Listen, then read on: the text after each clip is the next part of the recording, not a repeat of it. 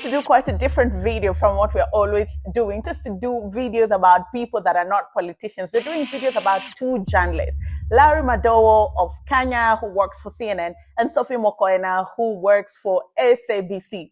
First of all, I want you to give a round of applause for these two incredible, brave, bold journalists, because if it wasn't for part of their effort in conjunction with the effort that Kenyans are putting online, then currently the state of the country, or the peace that the country knows, wouldn't be as it is, because there were planned demos in Kenya over abductions of government critics. And one thing about Larry Madowo is he's been reporting on Kenyan protests since June last year. He stayed consistent with this story. And then Sophie Mokoena, with one tweet, brought the attention of the rest of the African continent to what is happening in Africa.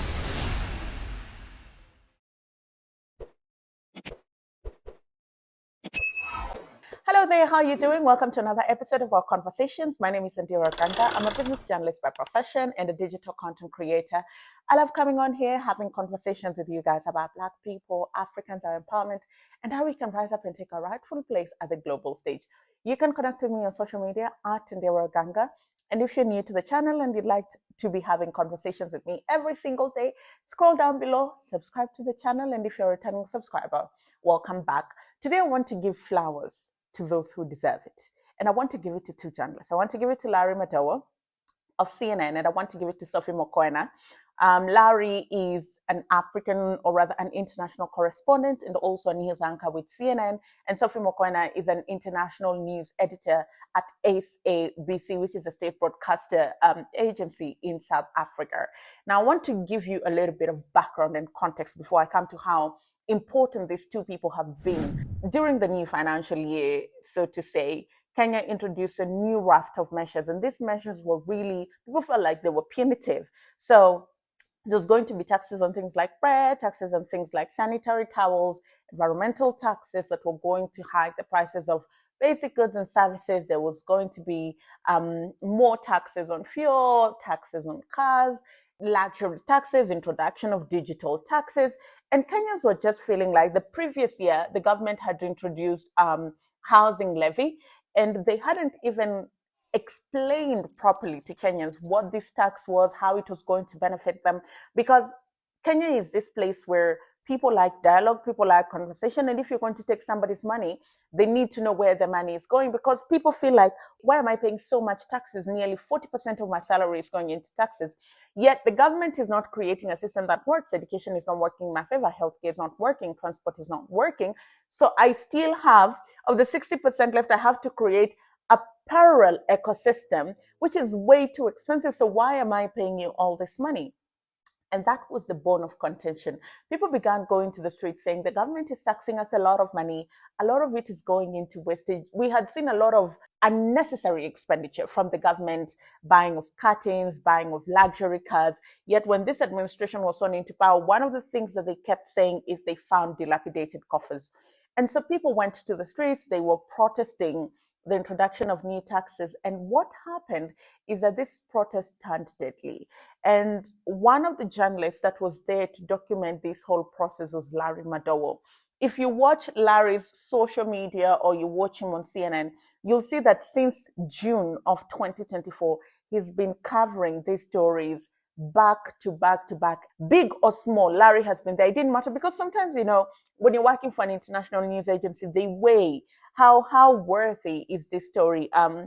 Does it have weight in comparison to all the other headlines that we have? But I think we saw him champion for this story and cover it as it progressed over and over and over again. And we also have to give a lot of prop to local media, because they were also the ones that were doing a good job in keeping the masses enlightened in what was happening in the country. But Larry was that voice that was profiling this story on an international scale.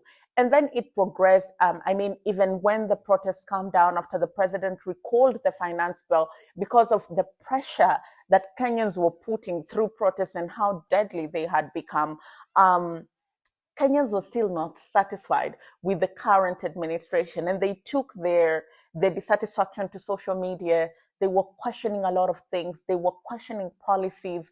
I think for the first time in a really, really long time, Kenyans are awake and they're not depending on politicians to read and interpret policy for them. They're interpreting it for themselves and they're asking, how does this benefit me? And if they don't see any benefit to it, then they're not boarding. If anything, they are more than willing to get back out in the streets and protest if you're not going to listen to them. And there has been a lot of government criticism on social media. And unfortunately, we've been seeing abductions of people who've been very critical about key issues in the African country. I'm going to say that even as journalists, I'd be lying if I tell you that many of them did not fear for their lives or fear for their safety and fear for their security, but they continue to put themselves out there because I mean, journalists are called the fourth estate for a reason. If they don't amplify these stories, then what actually happens? Impunity will just prevail. Even look at what's happening in the Middle East or any other part of the world. It's always the media that is always there to amplify the situation so the rest of the world can know. And then decisions can be made to sort of quell the situation. And when these abductions of these critics began, Larry Madowo again was there every single day, tweeting out, asking where are they. When the police did a statement, he retweeted it and said, if the police do not have them, then where are they? When President William Ruto commented on the matter, Larry picked it up, put it on his social media platform, and he has such a big following. And he wasn't even doing it from an activist point of view. He was actually being a journalist. He was asking the questions that need to be asked without fear or favor.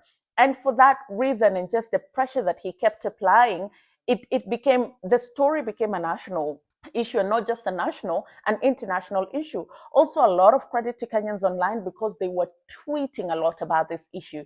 And so we also saw the South African journalist and international editor at SABC, Sophie Mokoena, put out a tweet.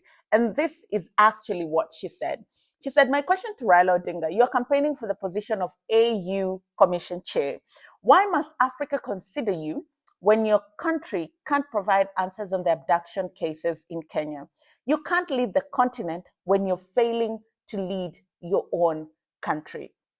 Now, one can argue that Raila is not in office, is not in government, but if I take you back to the protests, there was a pseudo handshake where the government got in good terms with the opposition, and even some of the opposition leaders were appointed as ministers in government and into powerful dockets, Ministry of Finance, the National Treasury, and also in the docket of energy. These are not small dockets. These are really, really big and influential dockets in the country.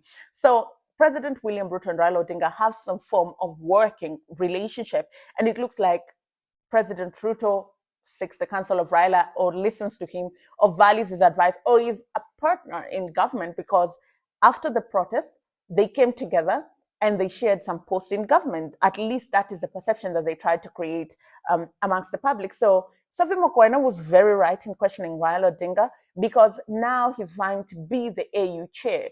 But if the situation at home, if there's no unity, there's no peace, there's no stability, there's no safety, there's no security, extrajudicial security operations are happening, and the government cannot provide answers, and the people that are being abducted are young people, they're 20, 22, 24, how then do we trust you with the leadership of the continent if the leadership back at home is not at par with the place that we'd like Africa to be? Of course, she attracted a lot of criticism because people said Raila is not the president. But again, she's a journalist. She's standing 10 toes in business. The goal of journalists is to ask questions.